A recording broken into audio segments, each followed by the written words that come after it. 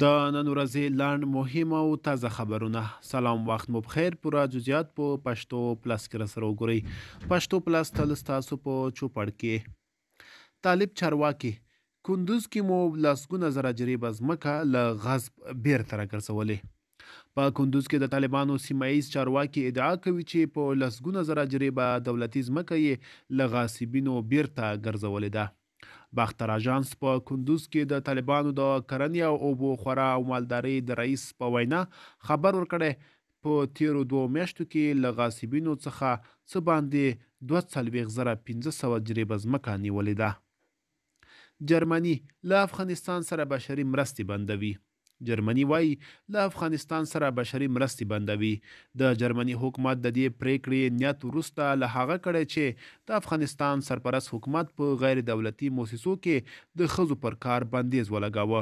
دا پریکړه د دې لامل شوې چې ډیری بشرپاړې ادارې خپل فعالیت ودروي. پاکستان او ازبکستان د $1 میلیارډ په ارزښت د پانګونې د پراخولو او د دوه اړخیزو سوداګرۍ د حجم د زیاتولو یو تړون لاسلیک کړ.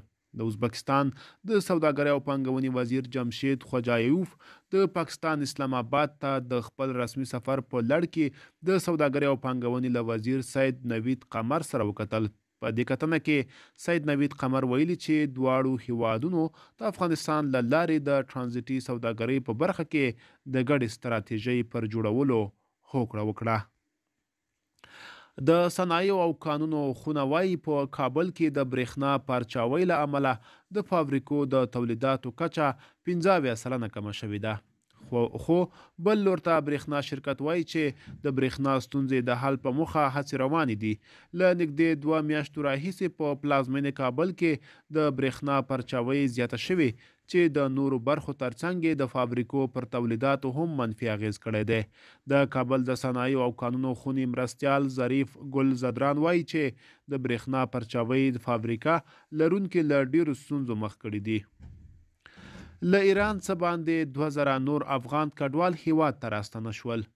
د کډوالو او بیرته راستنیدونکو چارو وزارت له ایران څخه د څه باندې 2000 نورو افغان کډوالو د راستنېدو خبر ورکړی دی. یاد وزارت نن ویلي چې دغه افغان کډوال شمیر 2430 تنو ته رسیږي. د تیر یکشنبې په ورځ نیمروز د ورېښمو پله او هرات د اسلام کلا بندرونو له لارې هیواد ته ستانه شوي دي. پښتون سیاستوال افراسیاب خټک وایي د ښځو له هر اړخیزه ګډون پرته افغانستان امنیت، اقتصادي، سیاسي او فرهنګي پرمختګ ته نشي رسیدلی. طالبان ځکه پر ښځو بندیزونه لګولي چې افغانستان د غلامۍ جغ ته برابر کړي، سره له دې چې د دوی او د استادانو لوڼې په پاکستان کې عصري تحصیل کوي. د کونړ له مرکز څخه د زاویه نیوز معلومات دا دي چې نن د امر بالمعروف متخصصین په کلیو او بازارونو کې خلکو ته خبرداری ورکړی چې د نجونو د زده کړو په ملاتړ لاریون او هر ډول راټولیدنه به ورته بدې پایلې ولري. په اسلام آباد کې له موټر بم چاودنې وروسته دغلته میشتو بهرنیو وګړو ته سمدستي له پاکستان څخه د وتلو امر شوی دی. پولیس وایي 25 نقطو کې سیاري پوستې زیاتې کړي ترڅو امنیت ټینګ کړي او له خلکو غوښتنه شوې چې د سفر پر مهال شناختي کارتونه ځان سره ولري. د دوحې توافق پر جزیاتو د امریکا او طالبانو ترمنځ د اختلافاتو له وجې دواړه لوري دې ورځو کې په شدید ټکر کې دي. نو طالبانو امریکا ته د زور ښودلو له وجې د هغوی سرسخت رقیب ایران کابل ته وباله ترڅو بیرته د امریکا پام ځان ته جلب کړي. شنونکي وایي ایران د طالب امریکا په دوستۍ خبر دی او په دغسې ګونګ حالت کې کله هم پانګونې ته زړه نه ښه کوي. پخوانی ولسمشر حمید کرزی چې شاوخوا 1.5 کال بهرنی سفر نشو کولی او تازه طالبانو پر هغه دغه بندیز لغوه کړ، واشنګټن پوسټ سره په مرکه کې ویلي که اشرف غني له افغانستان نه وتی نه وای وضعیت به فوق العاده ښه و، خو د هغه تګ هر څه ګډوډ کړل.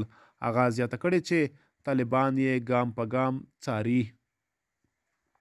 له امریکا وروسته سعودي عربستان، برطانیه او استرالیا خپلو خلکو ته امر کړی چې پاکستان ته له سفر ډډه وکړي او دلیل یې هره شیبه پر دوی د بریدونو امکان ښودل شوی دی.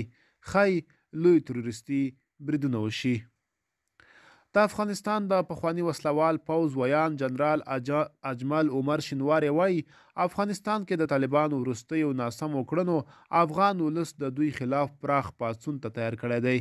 د هغه په خبره که وضعیت همداسې روان وي ډیر احتمال شته چې د خلکو پاڅون په وسلوال مقاومت بدل شي. په ټولنیزو شبکو کې یوه ویډیو خپریږي چې ښایي د طالبانو د امر بالمعروف وزیر افغانستان کې تعلیم مباح بولي، خو په پاکستان کې په یوه غونډه کې له هغه ثبت شوي خبرو کې وایي محدثینو لیکلي که عایشه رضی الله تعالی عنها نه وای نیم دین به پټ پاتې وای. له دې خبره د ښځو د تعلیم اهمیت څرګندېږي. د ټولنیزو شبکو فعالانو انتقاد کړی چې طالبانو د دین دوه نسخې جوړې کړي دي. د پاکستان لپاره د ښځو تعلیم روا خو افغانستان کې ناروا. سیمه ییزې سرچینې وایي چې په غور ولایت کې د زیاتې واورې اورېدو له امله د غور له یو شمېر ولسوالیو څخه د دغه ولایت تر مرکزه پورې مواصلاتي لارې او همدارنګه د غور هرات او غور کابل لوی لارې تړل شوي دي. په غور کې د اسلامي امارت سیمه ییز چارواکي له مسافرو غوښتنې چې د هوا ترخه کېدو پورې د خپل سفرونه وځنډوي.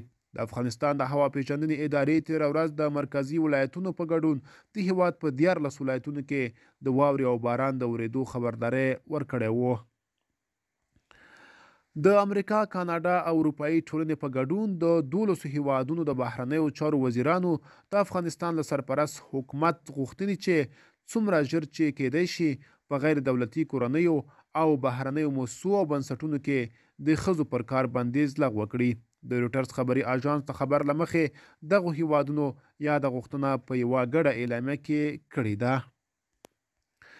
د کانونو او پټرولیم وزارت سرپرست شهاب الدین دلاور وایي دینی عالمان هڅې پیل کړي دي چې له شریعت او افغاني عنعناتو سره سم ښځو ته په غیر دولتي بنسټونو کې د کار کولو لاره مشخصه کړي. له هغه وروسته چې سرپرست حکومت په غیر دولتي مؤسسو کې د ښځو پر کار بندیز ولګاوه اوس ډیری مرستندویه بنسټونه خپل فعالیتونه ځنډولي دي. تازه جرمني له افغان حکومت غوښتنې چې پر دغه پریکړې له سوره غور وکړي ځکه دغه چاره په افغانستان کې بشري ناورین نور هم پراخولی شي. شیخ شهاب الدین دلاور 2 ورځې وړاندې د ښځو د زده کړو په اړه هم ویلي وو چې په دې اړه بحثونه را روان دي او ډیر ژر به ورته د حل لار پیدا کړي. هندي رسنیو خبر ورکړی چې د افغانستان په 14 ولایتونو کې د هند د 1500 پروژو کارونه د بیلابیلو دلایلو له مخې درول شوي دي. د دغو راپورونو پر بنسټ تمه ده چې هند به د دې پروژې د کار د بیا پیلولو لپاره یو پلان جوړ کړي. ملګرو دا به زموږ خبري ټولګه د لا ښکلي ویډیوګانو لپاره زموږ پښتو چینل سره پاتې شئ. تر بلې ویډیو ښه وخت.